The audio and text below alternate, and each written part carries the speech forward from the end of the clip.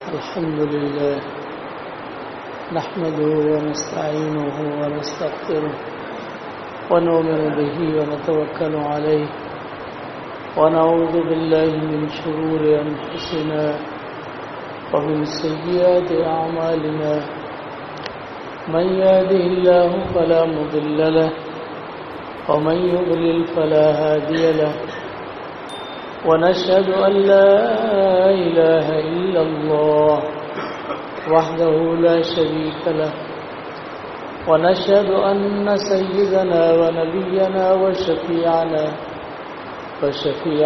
وحبيبنا ومولانا محمدا عبده ورسوله صلى الله تعالى عليه وعلى آله وأصحابه وبارك وسلم. أما بعد فأعوذ بالله من الشيطان الرجيم. بسم الله الرحمن الرحيم. وما خلقت الجن والإنس إلا ليعبدون ما أريد منهم من رزق وما أريد أن يطعمون إن الله هو الرزاق ذو القوة المتين. صدق الله العظيم.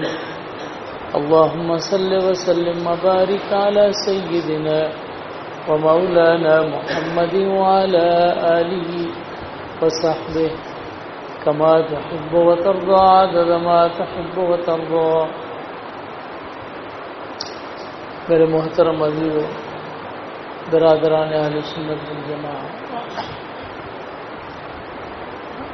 آیت کریمہ آپ حضرات کے سامنے تلاوت کی. اللہ جل شانہ سے بیان کرنے، سمجھنے، عمل کرنے کی اللہ توفیق نصیب فرمائے. اللہ نے دنیا میں جتنی مخلوق بنائی ہے ان تمام مخلوق میں اللہ نے انسان کو شان عطا فرمایا. انسان کو اللہ جل شانہ نے دنیا کی دوسری مخلوق کو کی طرح نہیں بنایا، بلکہ اس کے پیدائش کو اللہ جل شانہ نے امتیازی حیثیت سے بیان بھی فرمایا. یعنی پوری ایک ایک چیز اور سلسلے کو کہ حضرت آدم علیہ السلام کو میں نے کیسے بنایا، جو بشر اول اور اول خلیفہ اور اول پیغمبر تھے، اس کو میں نے کیسے بنایا اور اس کے اعضاء کو کیسے میں نے برابر کیا، مٹی سے اس کو کیسے پیدا کیا، پھر اس کے اندر اپنی روح پھونکی، پھر فرشتوں کو حکم کیا کہ اس کی عظمت کے لیے اس کے سامنے اپنا سر جھکاؤ اور سلامی کرو. یہ ساری چیزیں اللہ جل شانہ نے الگ سے بیان فرمائی.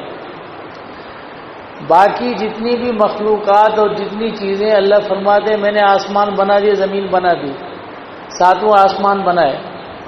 کیسے بنائی یہ کوئی تذکرہ نہیں ہے.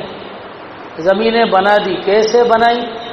جانور پیدا کر دیے، درخت پیدا کر دیے، پہاڑ میں نے بنا دیے. کیسے بنائے، کس ترتیب سے بنائے کوئی علم نہیں ہے. لیکن تخلیق انسانیت کو اللہ نے بڑی شان و شوکت اور عزت و عظمت کے ساتھ اللہ نے بیان فرمایا.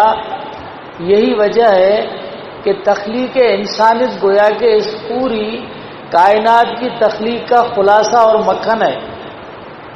اس لیے اللہ نے اس کو تفصیل کے ساتھ بیان فرمایا. اور پھر اس لیے بھی کہ اس کے اندر ایک ایسی چیز رکھی ہوئی ہے کہ زمانہ گزرنے سے اس کو نسیان ہو جاتا ہے، یہ بھول جاتا ہے کہ میں کون ہوں. جتنی دنیا کی چیزیں ہیں اور دنیا کی مخلوق ہے، انہوں نے اپنے مقصد کو نہیں بھولا، چاہے وہ مقصد کوئی بھی ہو، اور جس کام کے لیے وہ پیدا کیے گئے ہیں اس کام کو انہوں نے نہیں بھولا. انسان میں ایک چیز رکھی ہوئی ہے کہ اپنی چیز کو بھول جاتا ہے. یہ تو آدم اول سے، بشر اول حضرت آدم علیہ السلام سے یہ سلسلہ ہے. اس لیے اللہ تبارک و تعالی نے ان چیزوں کو کھول کے بیان فرمایا اور وہ اس کو یاد دہانی کرائی کہ تم کیا تھے اور کتنی عظمت والے تھے اور کتنے تمہیں شرف اور عزت کے ساتھ اللہ نے پیدا فرمایا، اور فرشتوں سے سلامی لی۔ بھائی سلامی لینے کا مقصد کیا ہوتا ہے کہ فوج سے یا جتنی ملک کی بڑی بڑی جو فوج یا سلطنت کے امور کی چیزیں ہوتی ہیں ان سے سلامی لینے کا مقصد یہی ہوتا ہے کہ اب یہ آپ کی خدمت کریں گی، آپ کی خادم ہے۔ تو ملائکہ سے سلامی لینے کا مقصد یہی ہے کہ اب یہ سارے تیری خدمت کریں گے اور تیرے کام میں لگے ہوئے ہیں، تیری ضروریات کو پورا کریں گے۔ زمین و آسمان اور اس کے اندر جتنی چیزیں، یہ ساری انسان کی ضروریات کو پورا کرنے کے لیے۔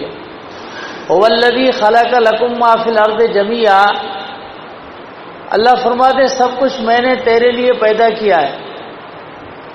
اب سب چیزیں انسان کے لیے پیدا کی، پہلے ضروریات کی چیزیں پیدا کر کے پھر اللہ نے انسان کو پیدا فرمایا تاکہ انسان اپنی ضرورت کی طرف سوچے ہی نہیں۔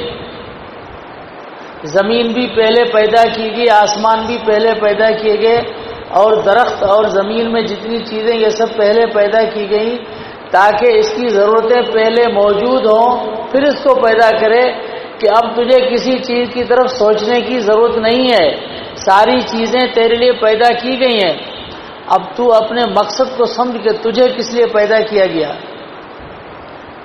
تو حضور نبی کریم علیہ الصلوۃ والسلام فرماتے ہیں الدنیا خلقت لکم وانتم خلقتم للآخرہ، دنیا تمہارے لیے پیدا کی گئی ہے اور تم آخرت کے لیے پیدا کیے گئے، تمہیں دنیا کے لیے پیدا نہیں کیا گیا۔ اس انسان کو جب کہا جاتا ہے کہ تم آخرت کے لیے پیدا کیے گئے ہو تو یہ عجیب سمجھتا ہے کہ میں رہتا یہاں ہوں، مجھے آخرت کے لیے پیدا کیا گیا، ہاں کسی اور جہان کے لیے پیدا کیا گیا۔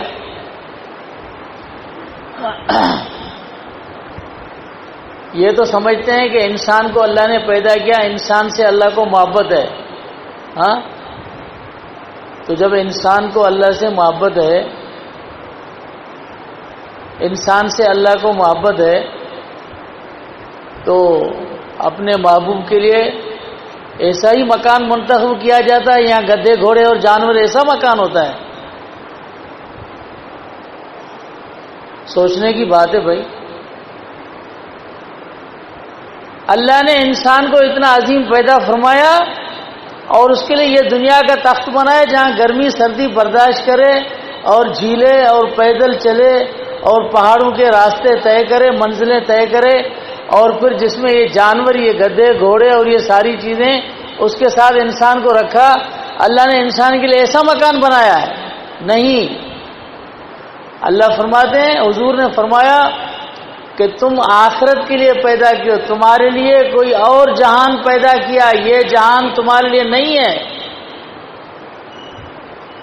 اس جہان میں تم کسی مقصد کے لیے آئے ہو، ایک تشریعی چیز ہے اور ایک تکوینی چیز ہے۔ تکوینی چیز یہ ہے کہ یہاں پر دنیا میں رہ کر تمہیں اس جہان تک پہنچنے کے لیے کچھ کرنا ہے اور وہاں پہنچنا ہے، اور تشریعی چیز یہی ہے عالم اسباب کی کہ تم نے ایسا کوئی عمل کیا کہ جس کی سزا میں تم یہاں آ گئے۔ لیکن تکوینی طور پر یہ جہان، اس پر اللہ نے انسان کو رکھا، لیکن یہ انسان کے لیے نہیں ہے، انسان کو اللہ نے آخرت کے لیے بنایا۔ بھائی آخرت کا لفظ کسی کو مشکل لگتا ہے تو اس کا مطلب یہ ہے آخرت دوسرے جہان کو کہتے ہیں، یعنی انسان کو دوسرے جہان کے لیے بنایا گیا، اس جہان کے لیے نہیں۔ اب تو کوئی اس لفظ میں خرابی نہیں ہے کہ بھئی آخرت ہو۔ دنیا تمہارے لیے پیدا کی گئی ہے اور تم کسی اور جہان کے لیے پیدا کیے گئے ہو، جہاں اللہ چاہتا ہے کہ تم ایسے جہان میں ہو جس جہان میں تمہاری اپنی مرضی چلے، اور جہاں پر اللہ تمہیں خوش رکھنا چاہتا ہے، جہاں ہر چیز تمہاری مرضی سے ہو، کھانا پینا اٹھنا بیٹھنا خوش خرم رہنا اور وسعت والی زندگی گزارنا اللہ تبارک و تعالی یہی چاہتا ہے، اور تم چاہتے ہو کہ یہاں دنیا میں ہی کھائیں پئیں اور مریں اور ہمارے لیے کوئی جہان نہ ہو، تو اب بتاؤ تمہاری سوچ بڑی ہے یا اللہ تبارک و تعالی نے جو تمہارے لیے چیز پیدا کی ہے وہ بڑی ہے؟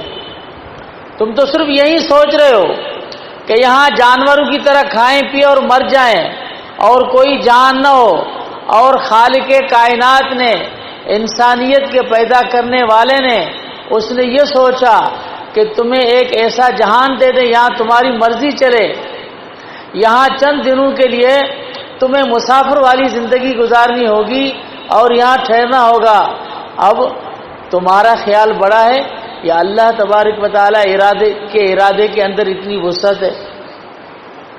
تو یہ تو اللہ تبارک و تعالی کی چاہت ہے، لیکن انسان کو بنایا ایسے گیا ہے کہ اللہ فرماتے ہیں یعلمون ظاہرا من الحیات الدنیا وہم عن الآخرۃ ہم غافلون، کہ اس کا مزاج ہی کچھ ایسا ہے کہ یہ چونکہ آنکھوں سے دیکھنے والا انسان ہے، اس لیے انہوں نے ان آنکھوں سے جس چیز کو دیکھا ہے ظاہری دنیا کو، اب یہ اسی کو سب کچھ سمجھتا ہے اور آخرت اور دوسرے جہان سے یہ غافل ہے۔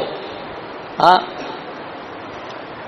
اب ایک سمجھنے کی چیز ہے کہ دنیا میں جس جہان میں ہم چل رہے ہیں، یہاں بھی اگر ہم تھوڑا غور سے دیکھیں گے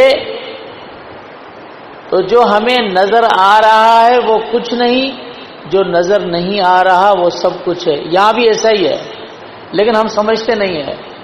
مثلا آپ دیکھیں، یہاں ہمیں بجلی نظر آ رہی ہے، بلب نظر آ رہے ہیں، اس کی روشنی نظر آ رہی ہے، ہاں، اب ہم اگر سمجھیں کہ یہ سب کچھ ہے، یہ بجلی یہاں ہی ہے، اس کا پیچھے کوئی بھی پاور ہاؤس نہیں ہے، تو یہ بات ٹھیک ہے؟ غلط ہے نا؟ اور اگر ہم کہیں کہ یہ کچھ نہیں ہے سب کچھ وہ ہے تو یہ ٹھیک ہے۔ اب جو نظر آ رہا ہے یہ کچھ نہیں ہے اور جو نہیں آ رہا وہ سب کچھ ہے، اور پھر ہم یہ کہیں کہ ہم اس کو نہیں دیکھتے تو نہیں مانتے، تو نہیں مانو۔ اب آپ مانتے ہو نہیں مانتے؟ مانتے ہو نا؟ یہ جسم نظر آ رہا ہے، ہم کہتے ہیں اس کے اندر ایک روح ہے جو اس کو چلا رہی ہے، جو ہمیں نظر نہیں آ رہا۔ اب ہم کہیں نہیں جو ہمیں نظر آ رہا ہے یہ سب کچھ ہے، جو نظر نہیں آ رہا وہ کچھ نہیں ہے، تو ہم ٹھیک کہتے ہیں؟ جو نظر نہیں آ رہا یہ کچھ نہیں، اور جو نظر نہیں آ رہا وہ سب کچھ ہے، وہی روح ہے۔ یہ سارے نقشے میں ہم جانتے ہیں، ہمارا ملک پاکستان ہے، ہاں، جو چلا رہے ہیں وہ کچھ نہیں، جو نہیں نظر آ رہے وہ سب کچھ ہے۔ سمجھ آ گئی نا بات؟ ہر چیز ایسے ہی ہے، جو نظر آ رہا ہے وہ کچھ نہیں ہے اور جو نظر نہیں آ رہا وہ سب کچھ ہے۔ تم کہتے ہو کہ جس چیز کو میں نے دیکھوں اس کو نہیں مانتا، ہاں، آپ کی یہ آنکھ ہے، کسی آنکھ کو باہر نکال کے ایسے ہاتھ میں پکڑو تو اس کو کوئی چیز نظر آئے گی؟ یہاں سے لائن کاٹ دو اس کی اور ہاتھ میں پکڑ کے ایسے پکڑو تو اس کو کوئی چیز نظر آئے گی؟ وہ کسی چیز کو اپنے اندر فیڈ کرے گی؟ کیوں؟ اس کا اپنے مرکز سے تعلق ختم ہو گیا۔ اس اتنی سی آنکھ کا اپنے مرکز سے تعلق ختم ہو گیا تو یہ آنکھ کچھ نہیں ہے، تو سمجھو کہ جو آنکھ نظر آ رہی ہے یہ کچھ نہیں ہے، جو نظر نہیں آ رہا وہ سب کچھ ہے۔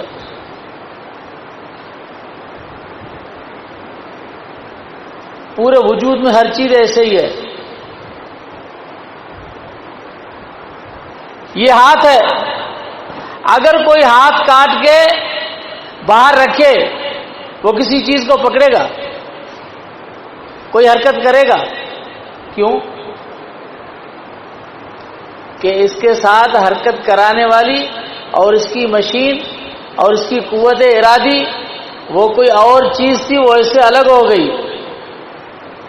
جو اس کو چلا رہی تھی وہ کوئی اور تھی، جو نظر آ رہا تھا وہ کچھ نہیں، جو نظر نہیں آ رہا وہ سب کچھ ہے. تمہاری اپنی مشین، یہ جو تم چل رہے ہو، روح کو بھی مانتے ہو، ہر چیز کو مانتے ہو. جب آپ ارادہ کرتے ہو تو حرکت کرتے ہو، اگر ارادہ نہیں کرتے تو حرکت نہیں کرتے. اور اگر ارادے کے بغیر کوئی جسم کا حصہ حرکت کرتا ہے تو تم کہتے ہو یہ مفلوج ہے. کوئی آدمی ارادہ نہ کرے اور جسم کا حصہ ایسے حرکت کرے تو آپ کیا کہتے ہو؟ یہ مفلوج ہے. اس لیے کہ یہ قوت ارادی سے الگ ہو گیا ہے، ارادے کے بغیر ہے. اب آپ نے اس کو مفلوج کر دیا. اب آپ کا یہ پورا وجود، اس کو آپ کا دماغ بھی نہیں چلا رہا، جسم بھی نہیں چلا رہا، قوت ارادی چلا رہی ہے. آپ نے اپنی قوت ارادی کو دیکھا ہے؟ دکھاؤ کہیں. جو نظر آ رہا ہے وہ کچھ نہیں، جو نظر نہیں آ رہا وہ سب کچھ ہے. اللہ فرماتے ہیں یعلمون ظاہرا من الحیات الدنیا وہم عن الآخرۃ ہم غافلون. وہ ان آنکھوں سے جو کچھ دیکھ رہے ہیں انہیں ہی یقین کر کے اس پر بیٹھ گئے اور جو سب کچھ ہے اس سے غافل ہو. اللہ فرماتے ہیں اللہ الذی خلق سبع سماوات ومن الارض مثلہن یتنزل الامر بینہن لتعلموا ان اللہ علی کل شیء قدیر وان اللہ قد احاط بکل شیء علما. اللہ فرماتے ہیں ساتوں آسمانوں زمینوں کو میں نے نازل کیا، زمینوں کو نیچے رکھا، آسمانوں کو اوپر رکھا. آفاقی چیزوں کے اوپر سے اللہ کے ہیڈ کوارٹر کی بجلی زمین کے اوپر آتی ہے، اس سے انسان کی اور تمام چیزوں کی قوت ارادیوں کے اوپر وہ قوت ارادی ہے. وہ بجلی جب دنیا کی چیزوں میں آتی ہے تو یہ سارا نظام چل رہا ہے، یہ اللہ کے اس عالم امر کے ہیڈ کوارٹر کی بجلی سے چل رہا ہے. جس طرح تمہارا یہ نظام بجلی کا کسی ہیڈ کوارٹر سے متعلق ہے، تمہارا ملکی نظام کسی ہیڈ کوارٹر سے متعلق ہے، تمہارا اپنے وجود کا نظام کسی ہیڈ کوارٹر سے متعلق ہے، تمہارے ایک ایک عضو کا نظام کسی ہیڈ کوارٹر سے متعلق ہے. تو پھر یہ اللہ تعالیٰ کے زمین کا پورا نظام تم نے معمول سمجھا ہوا ہے، اس کا کسی ہیڈ کوارٹر سے کوئی تعلق نہیں ہے. یہ اللہ یتنزل الامر بینہن، یہ مستقل اللہ کے عالم امر کی بجلی سے چل رہا ہے. ہاں تو آپ کہیں گے جب بجلی سے چل رہا ہے تو سارے لوگ ایک طرف چلے جائیں، کوئی ادھر جا رہا ہے کوئی ادھر جا رہا ہے. ہاں کسی کے عقل میں ارادہ ایک ہے، کسی میں دوسرا ہے، کوئی ایک چیز چاہتا ہے کوئی نہیں چاہتا. یہ مختلف کیوں چل رہے ہیں؟ ہاں تو تم ہی بتاؤ.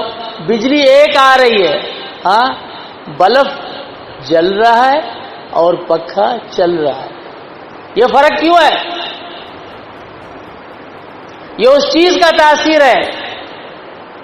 کوئی چیز بجلی سے ٹھنڈی ہو رہی ہے، کوئی چیز بجلی سے گرم ہو رہی ہے. کوئی پانی دے رہی ہے، کوئی پانی خشک کر رہی ہے. کوئی گھوم رہی ہے، کوئی روشنی دے رہی ہے. بھائی تاثیرات مختلف ہے نا. اسی لیے اللہ تبارک و تعالیٰ کے عالم امر کی بجلی سے، اس کے ہیڈ کوارٹر سے یہ پورا نظام چل رہا ہے. اللہ فرماتے ہیں مت سمجھو کہ میری قوت ارادیہ یہ مستقل ہے، یہ مت سمجھو کہ یہ بلب روشنی کے نظام میں مستقل ہے، بلکہ اس بٹن کے بعد بھی وہ ایک دوسرے ہیڈ کوارٹر کا محتاج ہے.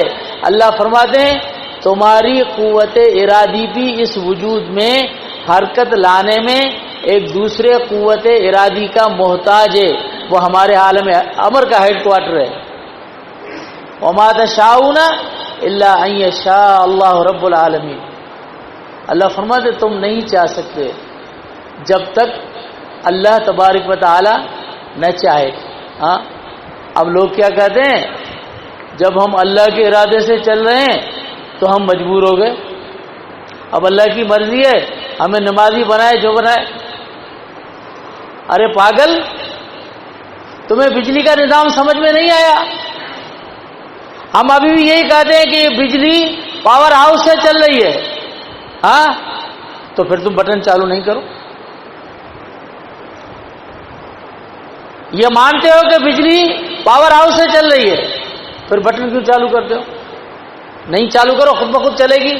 چلے گی؟ بٹن چالو کرنا پڑے گا نا. تو تم اللہ کے، تمہاری قوت ارادی اللہ تعالی کی قوت ارادی سے چل رہی ہے، لیکن تم اپنے ارادے میں خود مختار ہو. تم کہاں مجبور ہو؟ تم نے اللہ کی تقدیر کو نہیں سمجھا. ہاں تم سمجھتے ہیں کہ مجھے تقدیر کا مسئلہ سمجھ میں آئے، ہاں تو اس کا مطلب ہے تم یہ کہو کہ میں یہاں بلب نہیں چلاؤں گا جب تک مجھے بجلی کے پاور ہاؤس کا مسئلہ سمجھ میں آئے. ہاں تو کیا خیال ہے؟ تمہیں سمجھانا ضروری ہے. میں اس ملک میں اس وقت تک نہیں رہا تھا جب اس ملک کے ہیڈ کوارٹر کا نظام مجھے سمجھ میں آئے. تو تمہیں تو موچڑے پڑیں گے، مار کھاؤ گے، تمہارا دماغ خراب ہے. تم یہاں سے نفع لینے کے پابند ہو کہ مجھے نفع پہنچے. تم ہیڈ کوارٹر کے جاننے کے پابند نہیں ہو. ہاں جب تم ہیڈ کوارٹر والوں سے دوستی رکھو گے تو تمہیں مسئلہ سمجھ میں آ جائے گا. یہ دوستی کی بات ہے. جو راز کی چیز ہے وہ دوست کو دی جاتی ہے، وہ کسی اور کو نہیں دی جاتی. اللہ تبارک و تعالی کے عالم امر اور اللہ کے تقدیر کا نظام اللہ اپنے دوستوں کو سمجھا دیتا ہے. جو اللہ کے ساتھ محبت کرے اور اللہ کا قرب حاصل کرے اسے سب کچھ نصیب ہو جاتا ہے. یہ چیزیں تو محبت کے ساتھ متعلق ہیں، ایسے نہیں ہیں. تو انسان کی قوت ارادی یہ دوسری قوت ارادی کے ماتحت ہے. وہ اللہ تبارک و تعالی کے عالم امر کی بجلی ہے. تو اب سمجھو یہ جو سمجھ میں نظام آ رہا ہے یہ کچھ بھی نہیں ہے، اور جو نہیں سمجھ میں آ رہا وہ سب کچھ ہے. تو جس طرح یہاں سب کچھ سمجھ میں جو نہیں آ رہا اس کو تم مانتے ہو، تو پھر اللہ تعالیٰ کے اس نظام کو بھی مان لو، آخرت کو بھی مان لو. کیوں نہیں مانتے اللہ کے نظام کو؟ یہاں مانتے ہو، یا روح کو مانتے ہو، اپنی قوت ارادی کو مانتے ہو، اپنے آنکھوں کے پیچھے جو شر چشمہ نور ہے اس کو مانتے ہو، سب چیزوں کو مانتے ہو، لیکن اللہ تبارک و تعالیٰ کے اس جہان کے جو عالم ہیڈ کوارٹر اس کو کیوں نہیں مانتے؟ پھر اس کو نہیں مانتے تو یہ تمہارے عقل کی غلطی ہے، اور پھر تمہیں دماغ سے سمجھانا یہ ضروری نہیں ہے. اور پھر یہ بھی سمجھو اگر سمجھنا چاہو تو بھی سمجھ میں نہیں آئے گا. اس لیے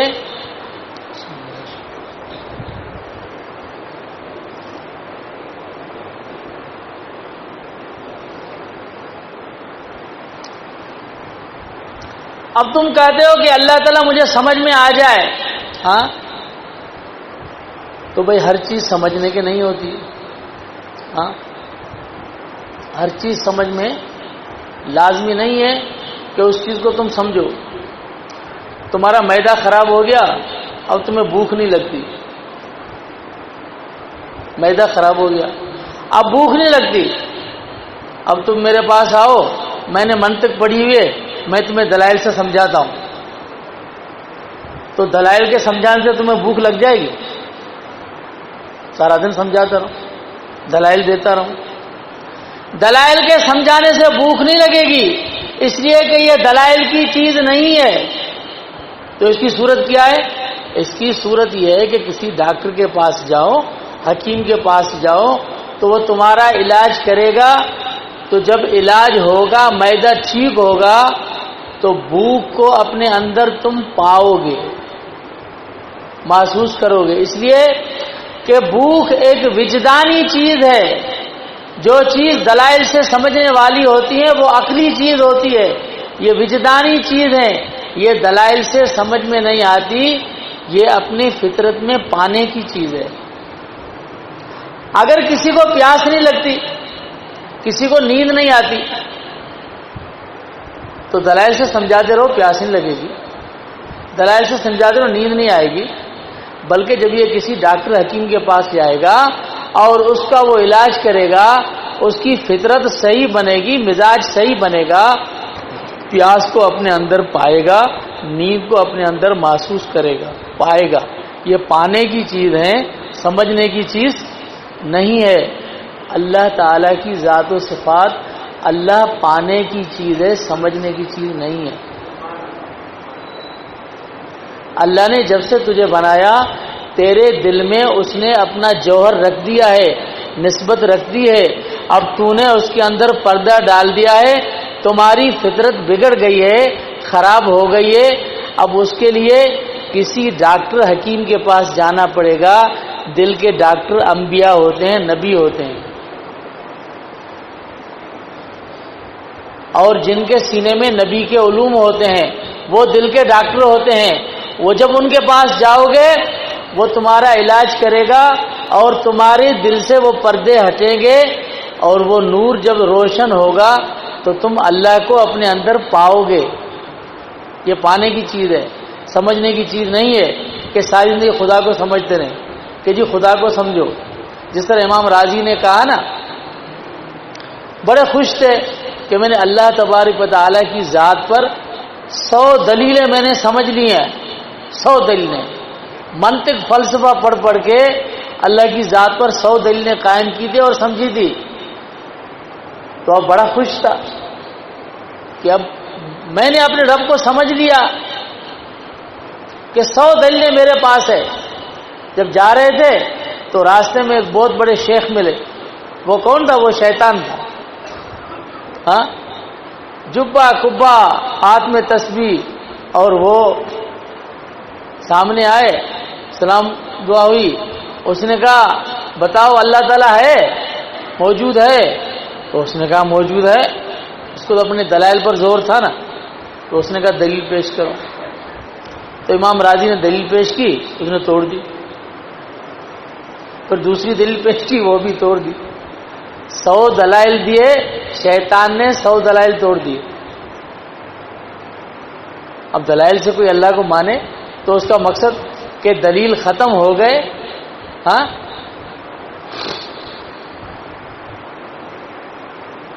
جواب دینے میں اور سمجھانے میں اللہ تعالی سے بڑھ کر کون ہوتا ہے؟ ہاں، لوگ کہتے ہیں دلیل سے سمجھاؤ، یہ شیطانیت کی بات ہے کہ کسی کو ہر چیز دلیل سے سمجھاؤ۔ ہاں، کوئی اپنے باپ کی نافرمانی کرتا ہے اور کوئی اس کو کہتا ہے کہ بھئی باپ کی فرما برداری کرتا ہے، وہ کہتا ہے مجھے دلیل سے سمجھاؤ، مجھے دلیل سے سمجھاؤ۔ یہ دلیل کی بات ہے۔ کوئی استاد کی نافرمانی کرتا ہے اور کہتا ہے اس کو سمجھو، کہتا مجھے دلیل سے سمجھاؤ۔ یہ دلیل کی باتیں ہیں، ہر بات دلیل کی باتیں ہیں۔ شیطان نے اتنا بڑا دلیل دیا، انا خیر منہ خلقتنی من نار وخلقتہ من طین، اور دلیل بڑی مضبوط تھی اس کی کہ تو مجھے کہتا ہے اس کو سجدہ کرو، لیکن یہ بھی کبھی ہوتا ہے کہ جھکنے والا اس کا رتبہ بڑا ہو اور جس کے سامنے جھکا جائے اس کا رتبہ کم ہو۔ یہ کبھی ہوتا ہے؟ یہ نہیں ہوتا۔ افضل اور خیر اس کے سامنے جو انقص اور ناقص ہوتا ہے وہ سجدہ کرتا ہے، اور میں خیر ہوں، میں افضل ہوں، آگ سے بنا ہوا ہوں، اور یہ مٹی سے بنا ہوا، یہ مفضول ہے، یہ مرتبے میں کم ہے، یہ انقص اور ناقص ہے، اب میں اس کو کیسے سجدہ کروں؟ بھائی اتنی بڑی مضبوط دلیل، اس سے بڑھ کر بھی کوئی دلیل ہو سکتی ہے؟ اب آپ بتاؤ کہ کیا دلائل کو اللہ تعالیٰ جواب ہی نہیں سمجھا سکتے؟ وہ اللہ تعالیٰ سے بھی کوئی نعوذ باللہ طاقتور ہے؟ سمجھا سکتے تھے، لیکن اللہ تعالیٰ نے شیطان کو دلیل سے نہیں سمجھایا، بلکہ اس کے دلیل کو اس کے منہ پر مار کر راندہ درگاہ بنا دیا کہ کبھی کسی کے ساتھ تعلق دلائل کا نہیں ہوتا ہے، دل کا ہوتا ہے۔ باپ کے ساتھ تعلق دل کا ہوتا ہے، استاد کے ساتھ تعلق دل کا ہوتا ہے، نبی کے ساتھ تعلق دل کا ہوتا ہے، رب کے ساتھ تعلق دل کا ہوتا ہے۔ دل والے کو یار دلائل سے تھوڑی سمجھا جاتا ہے۔ اگر محبت میں کوئی فیصلہ ہو اور وہ کہے کہ مجھے یہ دلائل سے سمجھاؤ، یہ دلائل کی باتیں نہیں ہوتی، یہ تو دل کی باتیں ہیں، تسلیم اور رضا کی باتیں ہیں۔ وہ تو میدان ہی اور ہے، یہ سمجھنے سمجھانے کا میدان کہاں سے آیا کہ تجھے وہ اس طرح سمجھائے؟ یہ میدان نہیں ہے۔ اسی طرح سے اللہ تعالیٰ نے سمجھایا نہیں، بلکہ اللہ تعالیٰ نے اس کو راندہ درگاہ بنا دیا کہ تم مردود ہو جاؤ، کہ میرے حکم کو تو نے اہمیت نہیں دی اور میرے حکم کے سامنے میں تو نے دلائل دیے۔ جس طرح کہتے ہیں نا کہ جی بیٹھ کر مذاکرات کرو، بھائی ہر چیز مذاکرات میں نہیں آتی، بعض چیزیں حکم میں آتی ہیں، مذاکرات میں نہیں آتی، ہر چیز دلائل میں نہیں ہوتی، بعض چیزیں دلائل سے اوپر ہوتی ہیں۔ تو اس طرح سے تو دل میں تو آتا ہے، سمجھ میں نہیں آتا، بس میں جان گیا تیری پہچان یہی ہے۔ اللہ تعالیٰ سمجھنے کی چیز نہیں ہے، اللہ کی ذات پانے کی چیز ہے، اس کو اپنے دل میں پالو۔ یہ ایک ایسی متاع اور ایک ایسا جوہر جو اللہ نے تیرے دل میں رکھا اور نسبت جوڑی، وہ نسبت تمہارے اندر تھی اور اس کا ظہور بھی ہوا کہ عالم الست میں جب تجھ سے پوچھا گیا الست بربکم، کیا میں تمہارا رب نہیں ہوں، تو تو نے قالوا بلا کیوں کہا؟ جب وہاں کہہ دیا کہ ہاں تم میرے رب ہو، تو یہاں انکار کیوں کیا؟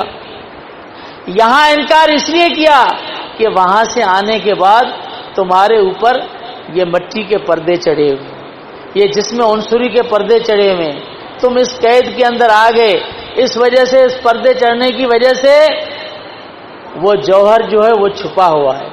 ہاں اب کسی روحانی قوت والے کے پاس جاؤ، نبی نہیں ہے تو نبی کے ورثاء کے پاس جاؤ، جس کے دل میں چراغ محمدی روشن ہے اس کے پاس جاؤ اور تمہارے اس جوہر کو کھولے اور تمہارے پردوں کو ہٹائے تو تم اپنے رب کو اپنے دل میں پاؤ گے۔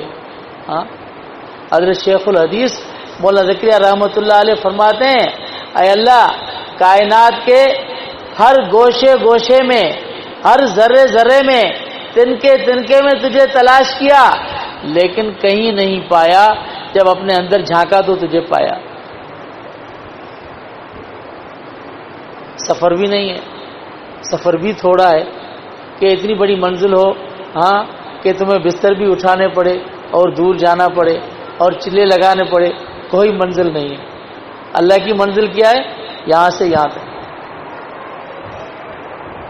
یہاں سے یہاں تک ہے کہ اس میدان کو چھوڑ دو اور اس میدان میں آ جاؤ، دلائل کے میدان کو چھوڑ دو، تسلیم و رضا کے میدان میں آ جاؤ، اپنی ظاہری آنکھوں کو ان آنکھوں کے اندر ڈال دو، پھر دیکھو کہ تم اپنے رب کو دیکھتے ہو کہ نہیں دیکھتے۔ کہتے ہیں کہ جب اندر کی آنکھ کھلتی ہے، اندر کے پردے ہٹتے ہیں، تو انسان دل کی آنکھ سے اپنے رب کو اس طرح دیکھتا ہے کہ وہ سمجھتا ہے کہ میں ان آنکھوں سے دیکھ رہا ہوں، حالانکہ ان آنکھوں سے نہیں دیکھتا، لیکن سمجھتا یہی ہے کہ ان آنکھوں سے دیکھتا ہوں۔ حدیث میں ہے کہ صحابہ کرام رضی اللہ تعالی اجمعین کے سینے پر جب حضور رحمت العالمین صلی اللہ علیہ وسلم کی آفتاب نبوت کی تجلیات پڑی اور سینہ اتنا روشن ہوا، اللہ کی ذات کا اتنا مشاہدہ ہوا کہ صحابہ کرام نے عرض کی یا رسول اللہ، ہم تو کہیں کھلے میدان پہ کہیں پیشاب اور استنجا کے لیے بھی نہیں بیٹھ سکتے، ہمیں حیا آتی ہے کہ ہر طرف ہمیں اپنے رب کا مشاہدہ نظر آتا ہے، اب ہم کہاں جائیں؟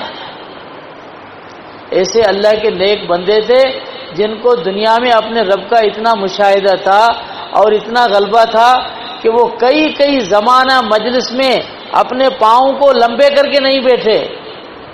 تو عرض کی حضرت پاؤں کو لمبے کر کے بیٹھا کرو، یہ تو پاؤں آپ کے ایسے جڑ جائیں گے اور یہ بالکل سخت ہو جائیں گے.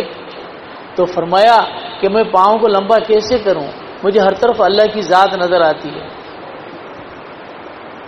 حتیٰ کہ یہاں تک کہ آپ کو سندھ میں پتہ ہے ایک بزرگ تھے مختوم نوح رحمۃ اللہ علیہ، جس کا خاندان ہے نا یہ مختوم حالہ والے، اس کے خاندان سے یہ صدیقی ہے.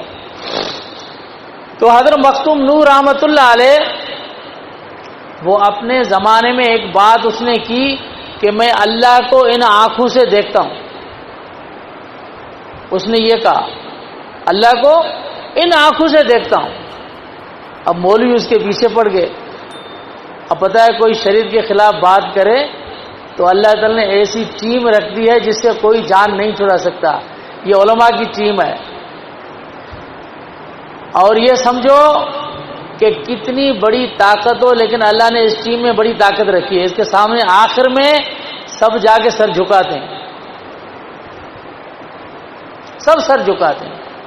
یہ اللہ نے اپنی ٹیم بنائی ہوئی ہے. تو وہ ٹیم تو پیچھے پڑ گئی، اس نے منصور کو نہیں چھوڑا. تو حضرت مختوم نوح کو کہاں چھوڑتے ہیں، وہ پیچھے پڑ گئی. انہوں نے کہا دنیا میں اس آنکھ سے کوئی بھی اپنے رب کو نہیں دیکھ سکتا، حتیٰ کہ نبی بھی نہیں دیکھ سکتا. تو تم یہ کیسی بات کرتے ہو، یہ تو کفر کی بات ہے. فتویٰ لگا دی.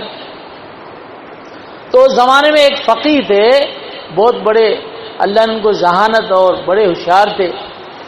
فقیہ ابو جعفر بوبکائی رحمۃ اللہ علیہ، جس کی فتاوی ہے، فتاوی ابو جعفر بوبکائی بڑی مشہور ہے. المتانہ فی مرمت الخزانہ، بڑی عجیب فتویٰ کی کتاب ہے وہ.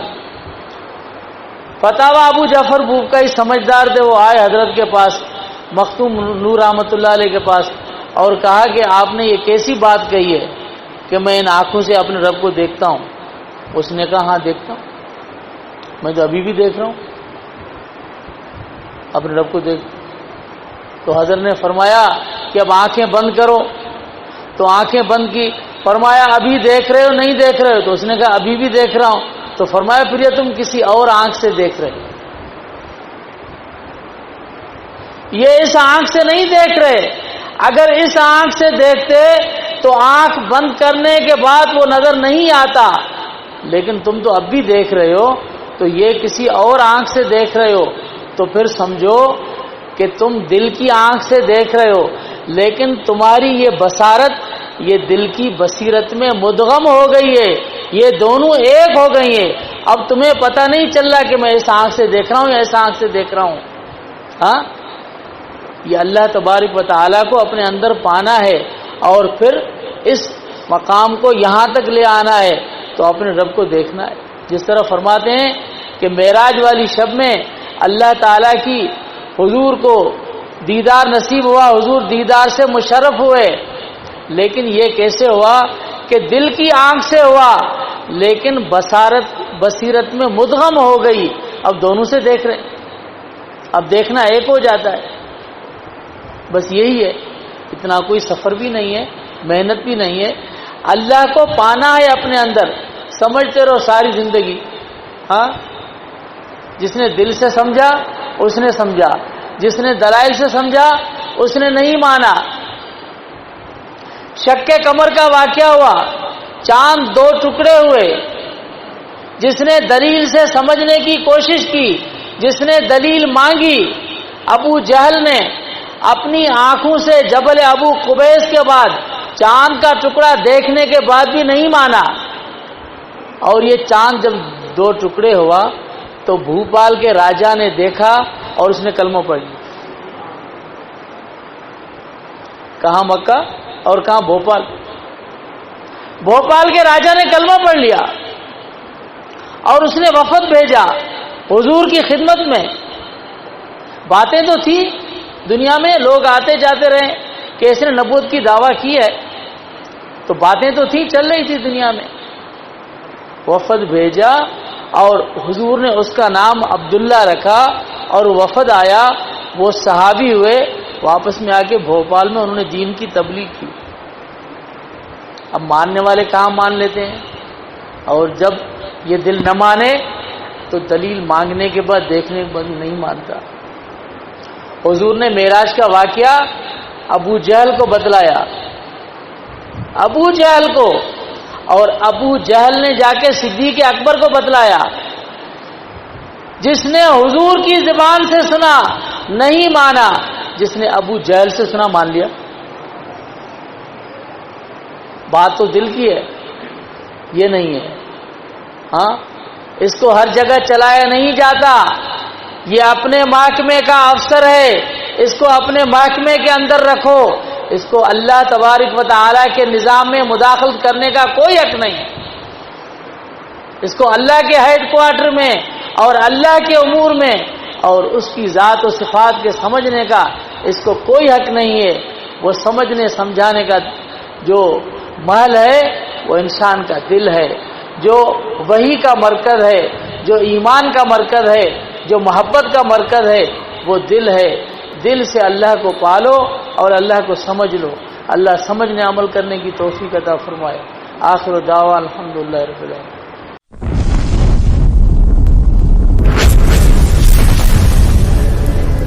Subscribe my YouTube channel.